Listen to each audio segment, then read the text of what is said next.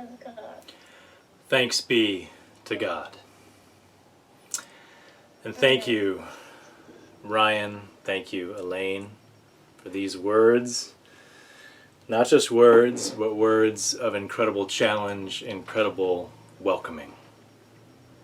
I want to begin with the image of a rainbow.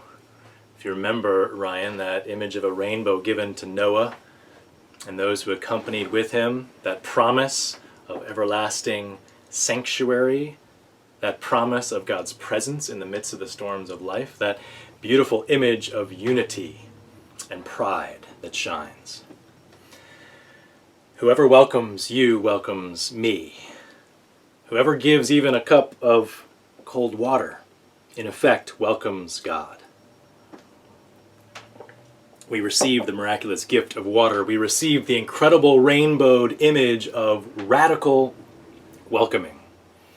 Dear friends, this is the story of our scriptures. This is the hope of our entire gospel story.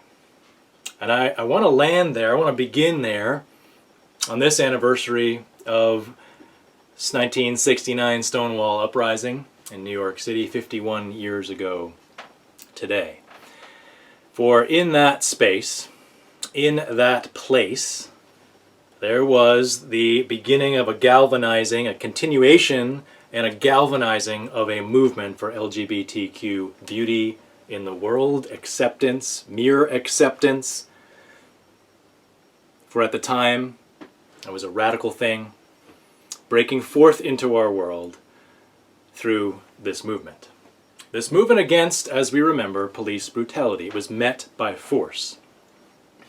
Stonewall Inn is a National Historic Landmark in New York City. We should remember that. We should feel connected to that as we have that National Historic Landmark sanctuary in Newbury and Berkeley. And yet it is a place now that is in danger of closing because of COVID. It's been 3 months. They've had some GoFundMes, but the very inn, the very place that has been a safe place, a brave space for so many, for not only acceptance, but radical welcoming, is at risk. And so on this 51st anniversary, we hold Stonewall in our hearts. We see the banner that hangs from that restaurant right now, Pride is a Riot. And we give thanks to God for the breaking of the Spirit, to break and change hearts and minds and open ourselves. And especially we remember Marsha P. Johnson, that trans queer activist who at the time also, I think, broke open some stereotypes that perhaps we in the 60s and 70s were harboring, that perhaps the LGBT community was largely a white community. And we remember that as we move forward into this era, as we continue to see protests and people interpreting them as riots. And we remember the radical welcoming that God calls us to, the cup of cold water, and the hope for change. June 28th today is also the feast day of Saint Irenaeus, that 2nd century bishop of Lyon, who famously wrote, "The glory of God is a human being fully alive." Friends, as we continue our worship service this morning, as we continue to think about these images, may we live into that fully alive challenge.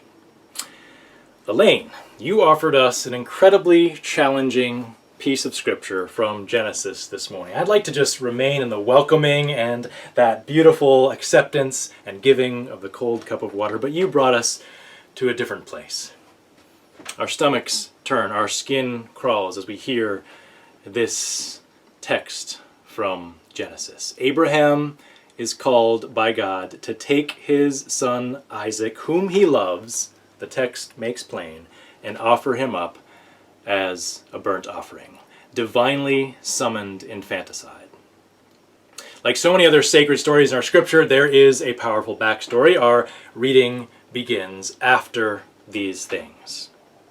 Our moment for grounded, lifted up, what these infamous these things were. The premeditated deportation and abandonment of Hagar into the wilderness of Beersheba by Abraham and Sarah, a place of desperation and starvation where Hagar couldn't bear to watch her precious infant child die. We can still hear her cries from the pages of Scripture, history, and our current moment. The cries of countless mothers of black children who cry out in the face of death, murder, and abandonment. This week, specifically, we heard news emerge around the violent death of 23-year-old Elijah McClain at the hands of police a year ago in Colorado for the crime of being a young black man wearing a ski mask on his way home from a store where he bought his brother some iced tea. Hagar cries out, we cry out, and Abraham is deeply complicit. He is the one of power and privilege who casts his African son and mother out into a sure death, a sacrifice in order to keep the peace, to keep societal expectation and order of things, to assuage the jealousy of his family that began to loathe, perhaps due to a slightly darker Egyptian skin tone color compared to their Mesopotamian, Iraqi, now known as hues of their skin. To the backdrop of this sin of capitulation, the sin of silence, the sin of violence, Abraham is summoned by God to Mount Moriah, and we enter today's story. The text says that Abraham is being tested by God, and a long-standing traditional interpretation of this pericope is to point out how the deep faith of Abraham, it doesn't even murmur or complain a word of resistance against this horrific order to murder his own son, is lifted up as an extreme example of faith. Look at the extreme ends to which Abraham would go to obey God. But remember, Abraham has just sent his firstborn out into the wilderness to die. Is that what a faithful following after the God of life, the God of liberation, the God of I am looks like? I wonder if Abraham is actually being tested in a very different way here. I wonder if Abraham is being tested to speak up. What if he's being painfully and provocatively tested by God to wake up to his own sinful slumbers of violence and silence? Rise up. Say something. Say something to me, God may be saying to Abraham. Say no. Say, I will not lead myself or my family into the ways of more violence and abandonment and death. If this is indeed the test for Abraham, he fails. In face of this testing, he remains silent. At other points in his life, remember, he talks back to God. When he's told that his spouse is going to have a child, he talks back. When God threatens to destroy a city, he argues back with God. But this time, when asked to give up his beloved son, silence. Quietly, with terror and death lurking, he packs his bags, stacks the wood on his very son Isaac's back, and stows the fire and the weapon that will be used to take away the breath of his own son. And they travel for an excruciating 3 days. Let's not forget this story and its depth. 3 days together. And the innocent, obedient Isaac, trusting beyond belief, says to his father, Dad, where's the sacrificial lamb? God will provide, is about all that the silenced father can muster.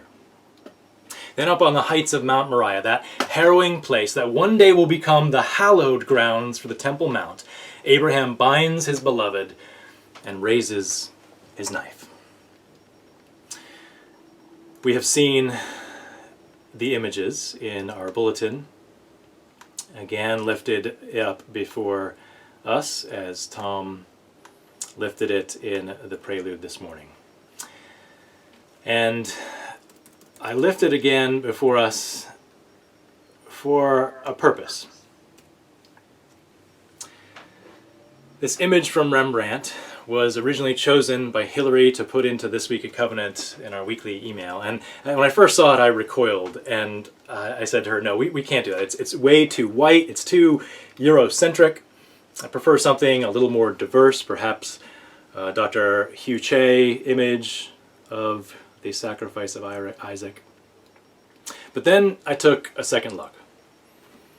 And I zoomed in, and all I could see, and perhaps you too, is the neck.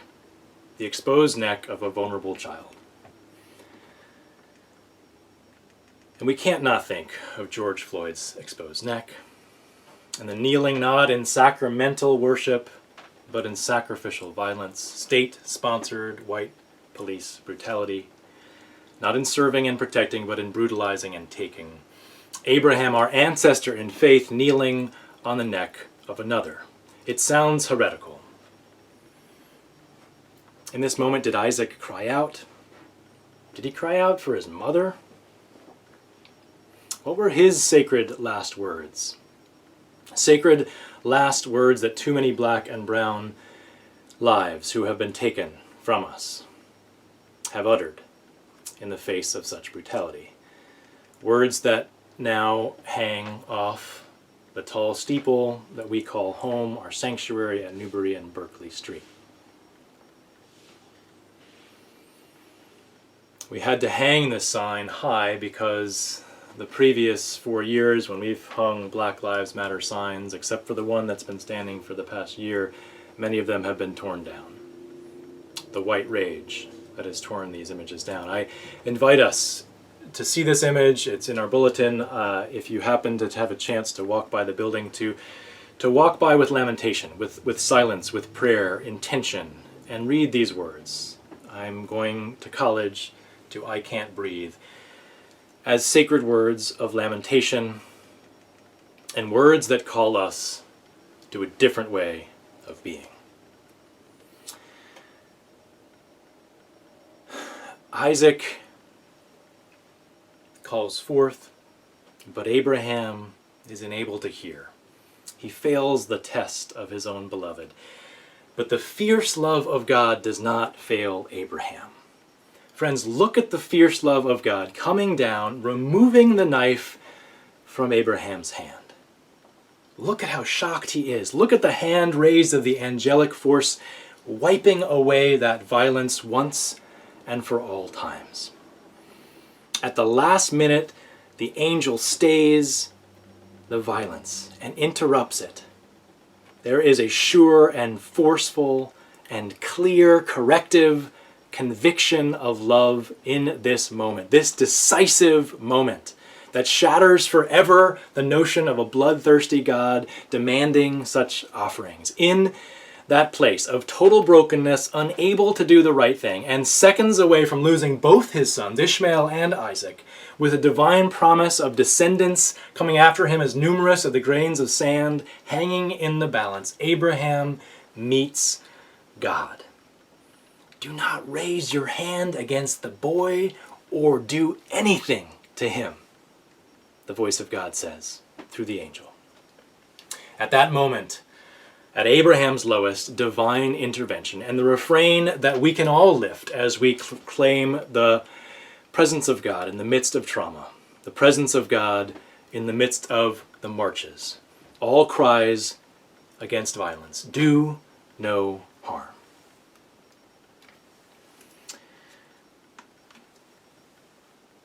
Friends, Abraham encounters God on the heights in a profoundly new way. Rabbi Michael Lerner comments on this text at the beginning. The use of God here in the Hebrew is Elohim. It can also be both singular and plural. Lerner points out that perhaps Abraham was listening not to the singular but to the plural gods when he gave in to this idea of sacrificing his own son. It was a very common practice in those ancient times to show your true allegiance and total fidelity to a God by offering up sometimes your own child.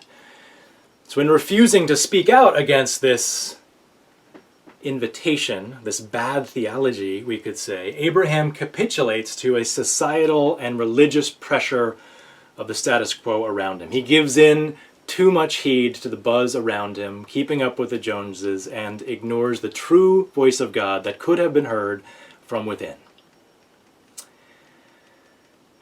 But the angel shows up nonetheless. The angel of Adonai, the interpretation of the Greek of Yahweh in Hebrew, the one true God, the true God of life and liberty and emancipation. This God removes the violence, the theology of violence forever, and the complicity and the silence in the face of injustice. Abraham meets this God in a brand new way up on those heights, and perhaps that is the reason we lift it into a sacred space on the Temple Mount for generation, and 3 religions all coming together to honor this place, because this is a new experience of a God of love and liberation, of faith that sets us free. Friends, we too are on that mountaintop right now. We are on Mount Moriah. These are unprecedented and harrowing days. Too many knees on necks. The sins of white supremacy continue to kill. And COVID now, which is killing more black and brown bodies, continues to rise. It's anxiety producing. This past week, we thought maybe we'd rounded a corner, and again, the statistics and the science is saying no. There are a rising uncertainty for so many of us in this global disruption. So in the midst of this, on top of this mountain, where are we being called to recognize God in a new way? Like Abraham, to reckon anew with the way things have been, to look at our own religion, our own practices in new ways, to look at our society in new ways, to unearth the Spirit's call to life, not to bondage and sin. We know that the silence that is often turned into violence from progressive white churches in the reign of white supremacy has been deafening over the years. Racism is a white problem, not a black or brown one. It's a construct started by white people in order to keep white people in power, and that privilege to be wielded as a weapon over people of color. This is what racism is. And we know it's not enough just to put up signs in the face of this. But friends, that's a start, and we need to start somewhere. We need to do something. I don't know if you're like me, but it is encouraging to see signs put up. Not just signs on our own steeple, but signs in driveways of our own beloved congregants. For signs do matter. Signs make a difference, and signs point us on the way. There's power in symbol. So friends, as we move into a very different 4th of July this year, where there won't be the same kind of gatherings and cookouts, the gatherings of family in ways that we've known before, I'd invite us to look not just at the Confederate flag in a new way, and the monuments that, thanks be to God, are toppling, monuments to hatred that are coming down from Stonewall Jackson to Andrew Jackson. But friends, I'd invite us to look at our own country's flag in a new way, to see those stripes in a way that may be, without our knowing, without our wanting, leading to more pain and more bondage. The 13th, this incredible documentary put together a few years ago, has resurfaced once again as we see the stripes of the flag leading to the stripes of mass incarceration. Pay attention, listen, watch. Take perhaps joy, not cringing in your heart. Take joy in seeing the American flag upside down, a sign of emergency, a sign that things are not right.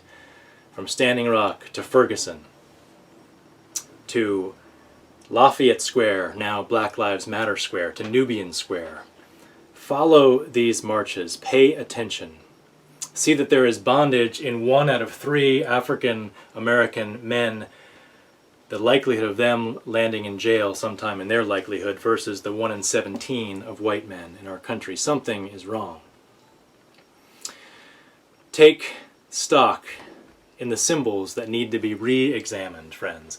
Here in Boston, our own Faneuil Hall, that discussion, which we've been thinking about for a few years now, has taken on new meaning. Peter Faneuil, that 18th century merchant who owned slaves. Many are lifting up the renaming of that to Crispus Attucks Hall, after the first African American who was killed in the Boston Massacre, the Revolution. Friends, all of this needs to be re-examined. It can't all be re-examined in one moment. This feels like a singular moment, but we are limited people. We have limited time. We have limited abilities. We have varied abilities. But we all have gifts. We all have a voice. We all have a part to play. So I'd invite us into a time of reckoning, a time of re-examination. A time to maybe even see the knife in our own hands and to look for the angels who are going to remove those knives. Remember, friends, Hagar and Ishmael were met by God in the midst of the silence and the violence. They were taken care of even in the midst of the sins that surrounded them, the inabilities, the complicities of the Abraham and Sarahs. They were met by an angel in the wilderness. We needed to pay attention to the angels around us as we look around and we re-examine things. And as they were met by that cup of cold water in that well and strangers who took care of them, Ishmael and Sarah, who then became ancestors in faith, so we too need to pay attention to the incredible messengers of peace and the angels that are leading us in these days. Do something, friends. We have a presbytery that's offered a 21-day racial challenge coming up in July. Lean into that. Take part in that. Read a book. White Rage is one of the ones I'm reading, and Me and White Supremacy, a very helpful one to just learn the terms that many of us need to know about, to be part of the conversation, to listen with more intention, to follow the lead of incredible leaders in our midst right now. Finally, I want to end this with one of the incredible young people that I have been inspired by, one of the angel voices who is showing up in the midst of the hatred and the pain and reminding us of a new way forward. This person is Liana Morales, a rising senior at New York Urban's Assembly School for the Performing Arts, who just this past week refused to sing the Star-Spangled Banner at her school's graduation. Bravely and courageously, a 16-year-old who refused to sing that because she lifted before us and reminded us of something perhaps many of us have known but have forgotten or not taken as seriously as we should, that Francis Scott Key was a slave owner. He was someone who said that African Americans are a distinct and inferior race of people, and yet that is the person we have allowed to infuse our own national anthem. Friends, we need to examine this. We need to, this might be the time to change that national anthem. And if your brain immediately says, oh, that's too far, we can't do that. Friends, change is something God has called us to. And reformation and re-examination, reformed and always being reformed, this is who we are. We must stand with the voices that are calling us to a new way of being. Liana Morales sang instead, Lift Every Voice and Sing, the Black National Anthem at her school's graduation. And I just want to end with that note, her notes, her voice, as we finish this time of thinking and being challenged. As we listen to what might be a new way, as we listen to the voices of lifting every voice and sing.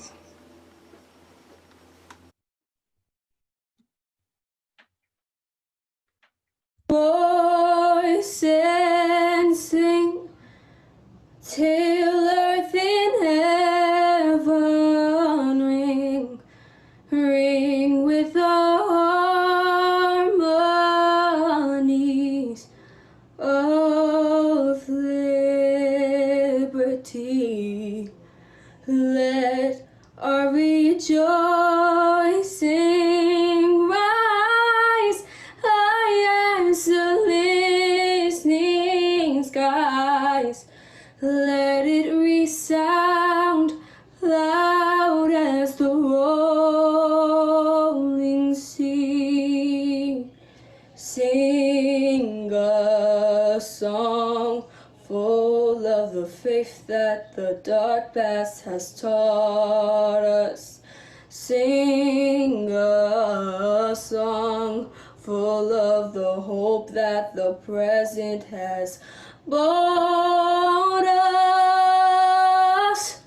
Facing the rising sun of our new day begun.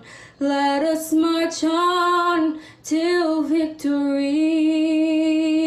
is won.